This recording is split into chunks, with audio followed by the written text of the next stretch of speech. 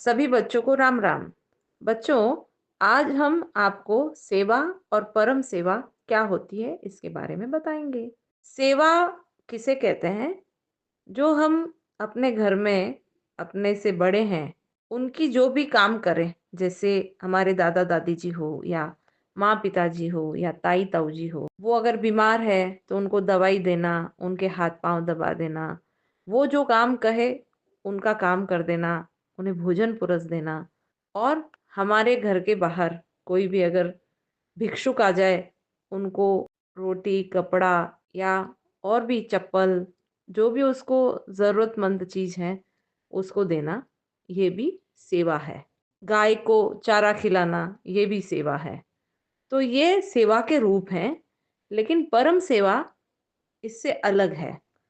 परम सेवा उसे कहते हैं कि जो मरणासन व्यक्ति है, यानी जो बहुत बीमार है, जो हॉस्पिटल में एडमिट है, या अब ऐसा लग रहा है कि वो ज़्यादा दिन तक नहीं जी सकते, वो भगवान के पास जाने वाले हैं, तो उनको अगर हम गीता जी सुनाएं, अगर हम उनको नाम जप सुनाएं, सत्संग सुनाएं, और वो सुनते सुनते अगर उनका अंतकाल आ जाए, तो ये बहुत बड़ी भारी परम सेवा है।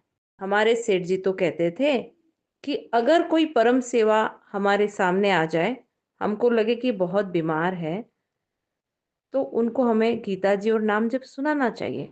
हमारे जितने भी काम हैं उसको इग्नोर करके सबसे पहले वहां पहुंचना चाहिए। सेठ जी ने तो यहाँ तक कहा कि गीता प्रेस को ताला लगा दो। अगर कोई परम सेवा आ जाए तो गीता प्रेस का ताला लगा कर भी वहां पर हमें परम सेवा करने जाना चाहिए। क्यों?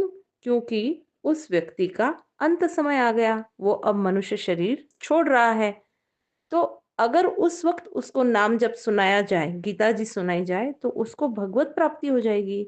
वो भगवान के लोक में जाएगा, उसकी मुक्ति हो जाएगी। जिस काम के लिए ये मनुष्य शरीर मिला था, उस काम के लिए भगवान ने अंत काल में यानी अंतिम समय में ये एक बहुत बड़ी भारी छूट दी है कि अगर आदमी लास्ट में भी मेरा नाम स्मरण कर लेगा, मुझे याद कर लेगा, तो उसको मेरी प्राप्ति हो जाएगी।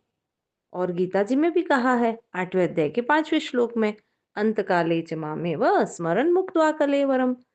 तो भगवान ने खुद नहीं कहा है कि जो अंत काल में मेरा स्मरण करता है वो मुझे प्राप्त होता है।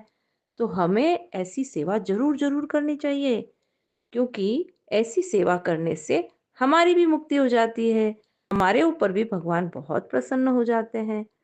तो अगर ऐसा कभी आपको दिखे कि आपके घर में या आपके पड़ोस में, आपके आसपास में कोई बूढ़े आदमी है या कोई बहुत बीमार है या हॉस्पिटल में एडमिट है, तो उनको आप नाम जप सुनाओ, गीता जी सुनाओ।